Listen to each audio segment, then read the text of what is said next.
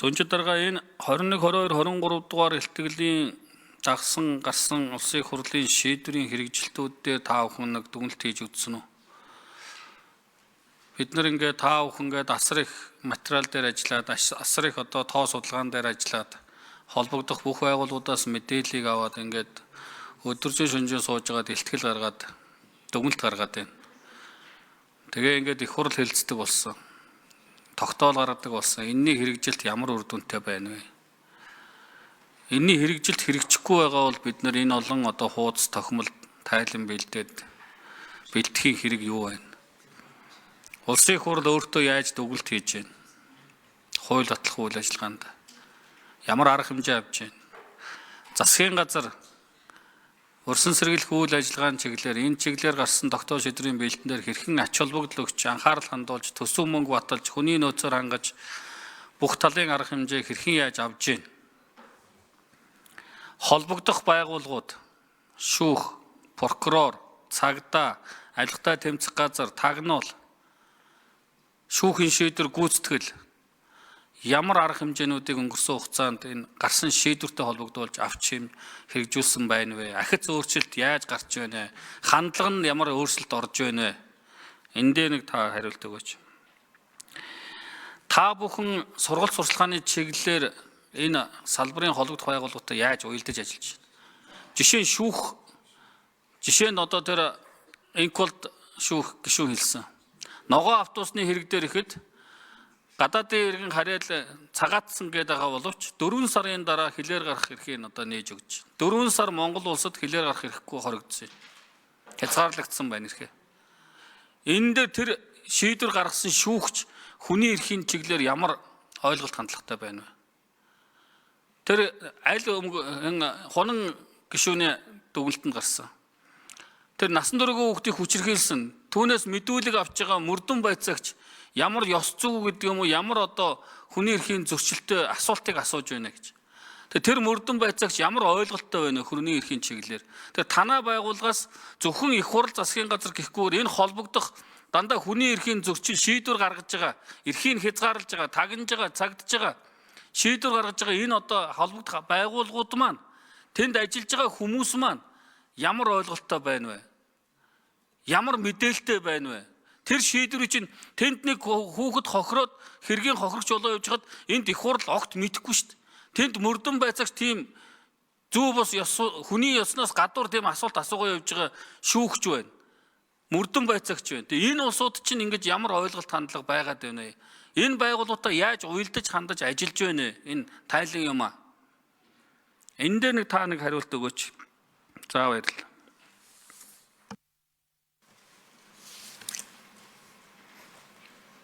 За ажлын хэсгийн 3 дахь микрофон.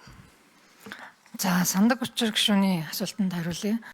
Өмнөх жилүүдийн хүний эрхийн үндэсний комиссараас хүний эрхчлөлийн төлөв байдлыг үнэлээд өгсөн илтгэлийн мөрөөр өмнө жил хууль зүйн байнгын ороотой хамтраад ямар хэрэгжилттэй байна вэ гэдгийг холбогдох байгууллагууд буюу голчлон засгийн газрын харьяа, агентлаг, яам, засаг дарга нарын түвшинд оролцуулаад илтгэлийг бас хилцүүлж байсан.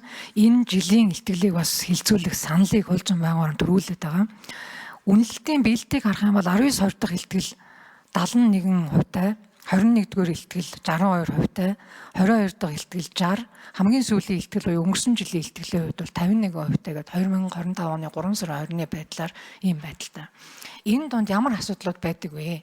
Шууд батлах ёстой хууль тогтоомжууд батлагдаагүй хэвээр байгаа. Жишээлбэл бол хэвлэлийн эрхчлөөний тухай хуулийг жагсаал цуглааны эрхчлөөний тухай хуультай хамт батлаач гэдэг чиглэлийг өгсөн. Энэ өнөөдрийг хүртэл батлагдаагүй хэвээр явж байгаа ийм асуудлууд байна. Боловсролын салбарт ямар асуудлууд байна гэхээр үе шаттайгаар дотуур байрыг шинжилээч, стандартад нийцүүлээч, мөн сургуулийн орчин, сургуулийг өөрийг нь энэ анги танхим багтаамж хүрэлцээний хувьд багшийн хувьд энэ хүний нөөцийг бүрдүүлээч, бэхжүүлээч гэдэг асуудал нэг дор шийдэгдэхгүй үе шаттайгаар явж байна. Хөрөнгө нөөцийг төсөвт суулгууллаа, төлөвлөгөө гаргалаа, арга хэмжээ авсан, бодлогыг тодорхойлсон гэдэг байдлаар явж байгаа ийм асуудлууд бас байгаа. Ийм хөгжлийн бишэлтэй байнгын асаргаа шаардлагатай, хүүхдүүдэд шаардлагатай энэ иймийн хүрэлцээний асуудал бас эрүүл мэндийн яамнаас судалж байна. Энийг бид нэр одоо энийг шийднэ гэдэг ийм байдалтайгаар хариулт өгөө явж байгаа асуудал байна. Эрүүл аюулгүй орчинд амьдрах эрх гээд байгаа усны, хөрсний, агаарын бохирдлын эсрэг арга хэмжээ бас шууд юм үр дүн гарах ус биш байгаа. Бид нэр бүтцээ бол байгуулсан орчны хороо гэдгээ байгуулчлаа. Энэ дээр бид нэр төсөв тавьсан. Одоо цаашдаа эрчимжүүлж яана гэж байгаа боловч үр дүн талаас буюу одоо яг энэ улсын хурлын тогтоолт тусгасан байдлаар бол үр дүн гарсан гэж үзэхэд хүндрэлтэй хэлийн шатнд байна л гэж бид нэрт өгнж байгаа. Ийм юм асуудлууд байгаа. Тэгэхээр хууль тогтоох дээрч одоо зарим хууль тогтоомж батлагдаагүй, өргөн баригдаагүй, хилцэгдээгүй юм асуудлууд байгаа. Засгийн газрын түвшинд ихэнх нь мэдээж ногдож байгаа. Яагаад гэвэл бүх одоо бодлого тодорхойлдог яамд нь хэрэгжүүлэгч, тохируулагч, агентлагууд нь байдаг учраас мөн орон нутгийн түвшинд засаг дарнартай холбоотой энэ хэрэгжилтийн асуудал дээр анхаарах шаардлага байгаа. Хамгийн гол сануулгах зүйл юу гэхээр уялдаа холбооны асуудал. Нэг дагнан гэхээсээ илүү заримдаа жишээлх юм бол одоо таны анхаарал тавьж байгаа энэ хүүхэд хамгааллын асуудал бол хуультай холбоотой байж үр дүнд хүрнэ. Тэгэхээр энэ дээр бид нар анхаарах зэрэг байна. Төсвийн нөөцийн асуудал байна. Төсөв үйлчлэгтэй юу гэдэг асуудал байна. Одоо үр дүн талаас яг арга хэмжээ авсан гэж тайлагнах биш, үр дүнд хүрснө гэдэг талаас тайлагнах бас. За нэмээд гүйцэгээ тайлбарлаж. Ажлын хэсгийн 3 дахь микрофон. Тий. За тэгэхээр энэ ийм нэг тайлгнах байдал ч гэсэн бид нар тэрэндээ шашаатны төрийн байгууллагууд, засгийн газрын байгууллагууд бол нэг анхаарах хэрэгтэй байгаа. Бид нар тэдэнд өргөж зарцуулчлаа, эдэн арга хэмжээ хийлээ гэхээс илүүгээр ямар үр дүн ингээ хүрсэн юм бэ? Энэ салбар дахь хүний эрхийн нөхцөл байдал яаж дээрт вэ? Ямар ахиц дэвшил гарваа, ямар сургамж авч үлдвэ гэдэгт дээр бол анхаарах шаардлага байна гэж үзэж байгаа. Сургалтыг хоёр дахь асуултын тухайд сургалтыг бид нар бүх шатанд хийж гэн ялангуяа төрийн байгууллагууд руу чиглэж байгаа. Энэ жилээс эхлээд хувийн хвшлүүдтэй хамтрая гэдэг ийм бизнес ба хүний эрхийн хүрээнд хамтрая гэдэг явж байна. Тэгэхээр илүү хинтээ хамтардаг вэ гэвэл сургалтын дээр хувь сахиулах чиглэлийн байгууллагууд, батлан хамгаалах яв зэвсэг түвшний жанжин штаб, цагдаагийн байгууллага, шүүхийн шийдвэр гүйцэтгэх байгууллага энтертэй бол хамтарч энэ ажлыг бид нэр хил хамгаалах байгууллага. Байгууллагатай санамж хүчийг байгуулсан хөтөлбөрийн хүрээнд анхан давтан гэдэг ингээд сургагч багш нарыг бид нар бэлтээ явж байгаа. Түүнээс гадна энэ хүүхэд хамгааллын чиглэлээр үйл ажиллагаа явуулдаг байгууллагуудтай мөн нийгмийн ажилтнууд, багш нар гэдэг эрүүл мэндийн салбарын ажилтнууд, эмчнэр гэдэг бид нар ер нь төрийн байгууллагуудаа хандаад хамгийн их өргөдөл гомдол ирдэг салбар, хамгийн их асуудал дагуулдаг энэ гэж үзэж байгаа энэ асуудалд дурддаг салбаруудын удирдлагууд болон албан хаагчид гүйцэтгэх удирдах аль аль төвшөнд нь сургалтыг бол бүх шилбэрээр зохион байгуулаад явж байна. За түрүүн хунан гишүүний илтгэл гарсан. Насан туршийн хүүхдийн бэлгийн хүчирхийллийн эсрэг гэмт хэрэг буурахгүй байна. Хурдцтай өсөж байна гэдэг асуудал. Тэгээ энэ асуудал одоо ч хэрэгжиж байгаа ш өмнө яригадаад өмнөх парламент бид нар анхаарал хандуулад энэ чиглэлийн гэмт хэрэгт оногдуулах ялын бодлогыг чангалаад ингэсэн. Тэгээ аливаа гэмт хэргийн ялыг чангаллаа гэд тухайн гэмт хэрэг буурдгүй юм байна гэдэг нь эндээс харагдаж байгаа шүү дээ. Тэгээ та бүхэн бол одоо ялын бодлого сул байна гэдэг илтгэлдээ дурдсан. Энэ чиглэлээр улсын их хурл бас энэ бодлого гаргамж авсах хуульд. Одоо цаашдаа яах вэ? Их хурл ялын бодлогын чангалчлаа.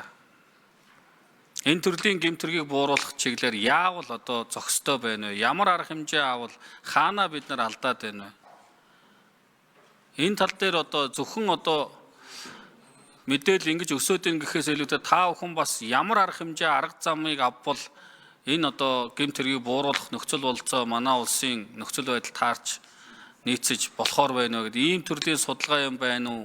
Энэ тал дээр та бүхэн нэг хариулт тайлбар өгөөч. Ажлын хэсгийн 4 дахь микрофон. За энэ бага насны хүүхэд хүчингийн гэмт хэргийн хохирогч болж байгаа. За энэ төрлийн гэмт хэргийн шалтгаан нөхцөлийг судалсан судалгаанууд бол уг нь хийгдэт байгаа.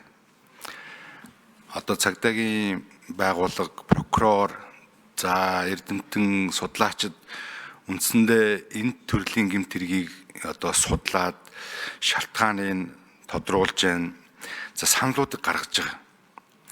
Тэгэхээр зөвхөн одоо бас урьдчилан сэргийлэх эсвэл одоо энэ гэмт хэргийг илрүүлэх биш. Ер нь бол энэ бүгдээрээ нийлж энэ урьдчилан сэргийлэх энэ хяналтыг бол сайн хийх хэрэгтэй юм. Эцсийн бүлэгтээ бол энэ шалтгаан нь бол ядууралтай холбоотой гэж байгаа. Өрхийн орлого багтаа эмзэг бүлгийн хүүхдүүд өртөх магадлал айгүй өндөр байна. Тэгэхээр энэ бүх одоо хүчин зүйлийг бол бид нэр харгалзаж хүнээ хөгжүүлэх ийм арга хэмжээг авах шаардлагатай байна. За дээрэс нь энэ хүүхд хамгааллын хамтарсан багийн үйл ажиллагааг эрчимжүүлэх хүүхд хамгааллын тухай хууль өнгөрсөн оны 9 сарын 1-ээс хэрэгжиж эхэлж байна. За энэ оны 1 сарын 1-ээс хороо болгон хүүхэд гэр бүлийн асуудал хариуцсан нийгмийн ажилтнтай болж байна. Тэгэхээр эдгээр хүмүүсийн илрүүлэх ажиллагаа. Өөрөөр хэлбэл тухайн хүүхэд ямар эрсдэлт байна. Энэ өөрөө бэлгийн хүчирхийлэлд өртөх эрсдэл байна уу үгүй юу гэдгийг бол тодруулдаг, энийг судалдаг, энэ талаарх мэдээлэл гаргадаг. Хэрвээ тийм эрсдэл байгаа бол урьдчилан сэргийлэх арга хэмжээ авдаг. Энэ механизмыг бол одоо бэхжүүлэх, санхүүжилтийг нэмэгдүүлэх, дээрэс нь энэ хүмүүсийг мэрэгшүүлэх юм шаардлагатай байна. За урьдчилан сэргийлэх энэ арга хэмжээг зөвхөн цагдаагийн байгууллага эсвэл гэмтрээс урьдчилан сэргийлэх зөвлөл биш. Энийг ер нь бид нийт ард түмний дунд хүүхэд нэгдүгээрт хүн бүр хүүхэд хамгаалагч гэдэг энэ соёлыг бид бас түгээн дэлгэрүүлэх хэрэгцээ шаардлагатай. Өнөөдөр эцсийн бүлэгтээ хүүхдийн ойр дотны хүмүүс ар гэрийнхэн хүмүүс л одоо хүчирхийлж байгаа ийм л статистик байгаад байна. Тэгэхээр энэ дээр бол бүх түвшиндээ нэгдсэн байдлаар арга хэмжээ авах, за урьдчилан сэргийлэх, арга барилаа өөрчлөх, шинжлэх, за дээрэс нь бусад төрийн байгууллагуудын одоо ажил энэ уялдаа холбоог бол сайжруулах замаар бол одоо энэ гэмтэргийн гаралтыг бол бас бууруулах боломжтой гэж харж байгаа. За мэдээж хэрэг энэ